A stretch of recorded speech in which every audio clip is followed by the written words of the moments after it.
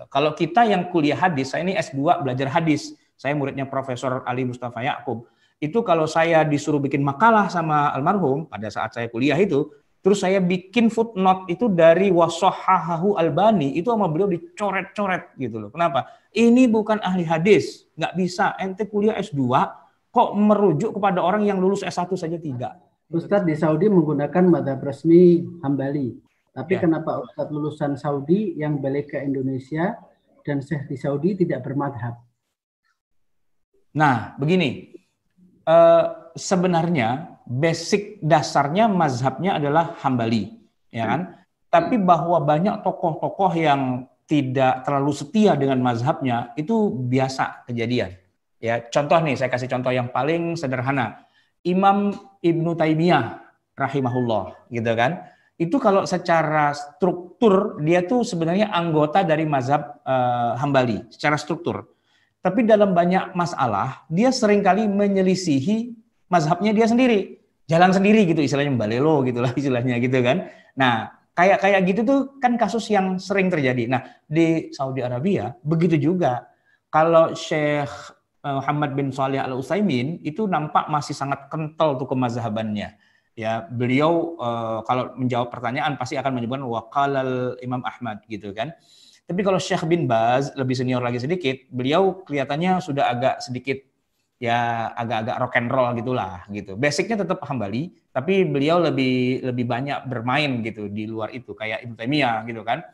Nah, lain nanti kalau yang Albani bukan orang Saudi ya, namanya juga Albani dari Albania gitu kan. Albani ini ya memang dari awal dia anti mazhab gitu, dari awal memusuhi mazhab gitu. Pokoknya tidak boleh ada mazhab yang benar cuman pendapatnya dia pribadi gitu loh. Mazhab-mazhab itu salah semua. Nah, ini emang agak parah nih orang satu ini gitu kan. Kalau Syekh Utsaimin tadi atau Syekh bin Baz dan sebagainya itu masih. Nah, dalam hal ini Albani sama sekali tidak dianggap sebagai ulama di Saudi. Tidak gitu. Tidak masuk Hayatul Kibaril Ulama, tidak masuk dalam kalau kita MUI-nya itu nggak masuk. Beliau tuh menggelandang aja kemana-mana. Cuman di mana-mana banyak penggemar, gitu. Banyak penggemar. Dia YouTuber lah gitu kira-kira. Banyak penggemarnya di mana-mana, gitu. Tapi rata-rata orang awam sih yang ikut kayak gitu. Awal-awalnya banyak yang terpesona, termasuk Syekh Mustafa A'zami, guru besar ilmu hadis di Jami'ah Imam tempat saya belajar. Itu Mustafa A'zami mengagumi Albani, gitu. Awalnya. Tapi setelah berjalan sekian lama, ngelihat pemikiran dan cara berpikir dan sebagainya, kata Al-Fahmi, wah ini nggak bisa dibenerin nih kayak gini nih. Nggak boleh. Itu bukan pemikiran yang sah dalam ilmu hadis. Maka beliau nggak pernah jadi dosen, Albani itu nggak pernah jadi dosen, nggak pernah ngajar sehari pun di bangku fakultas hadis itu nggak pernah. Orang dia nggak lulus fakultas hadis kok, nggak pernah kuliah hadis gitu loh. Bagaimana mau ngajar ilmu hadis S1, S2, S3? Nggak mungkin. Ya, tapi beliau produktif dalam menulis buku terkait dengan hadis. Bukunya laris manis di mana-mana. Yang baca rata-rata orang awam. Gitu. Kalau kita yang kuliah hadis, saya ini S2 belajar hadis. Saya muridnya Profesor Ali Mustafa Ya'qub. Itu kalau saya disuruh bikin makalah sama almarhum pada saat saya kuliah itu, terus saya bikin footnote itu dari Washahahu Albani, itu sama beliau dicoret-coret gitu loh. Kenapa? Ini bukan ahli hadis. Nggak bisa. Ente kuliah S2 kok merujuk kepada orang yang lulus S1 saja tidak. Nggak bisa. Itu dicoret sama beliau. Ini luar biasa beliau itu. Beliau itu muridnya Syekh Mustafa A'zami di Jamiatul Imam. Mustafa A'zami gitu kan. Nah, itu dulu terpengaruh oleh Albani awalnya, tapi lama-lama kemudian dia lihat Albani ngawur nih gitu kan. Ya sudah.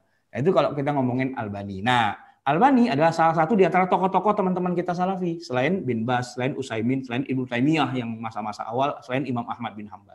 Nah, yang paling anti dengan mazhab ini Albani. Gitu. Padahal seringkali itu kita mendengar teks hadis sebagaimana riwayat siapa disahihkan oleh Albani. Itu pasti dia nggak pernah kuliah ilmu hadis, nggak pernah kuliah S1, S2, S3 gitu. Pasti dia belajar hadisnya cuman ya selintas-selintas gitu aja. Kalau masih nulis Washahahu Albani, ketahuan itu identitasnya. Berarti nggak pernah belajar ilmu hadis. Karena Albani itu ibarat kata begini, saya nggak usah nyebut nama ya, tapi di Indonesia dulu pernah ada disebut seorang pakar telematika gitu kan, yang oleh semua media dibilang, pakar komputer gitu. Ternyata nggak pernah kuliah komputer gitu. Dia cuman sebagaimana kita aja, cuman dia pinter aja ngomong apa segala macam gitu. Tapi dosen-dosen komputer di ITB dan sebagainya bilang, siapa orang ngomong barangan aja gitu lah. Kira-kira kayak gitu. Jadi orang populer dalam satu hal, tapi dia bukan bidangnya bukan itu sebenarnya, bukan ahli dalam bidang itu sebenarnya. Gitu. Baik.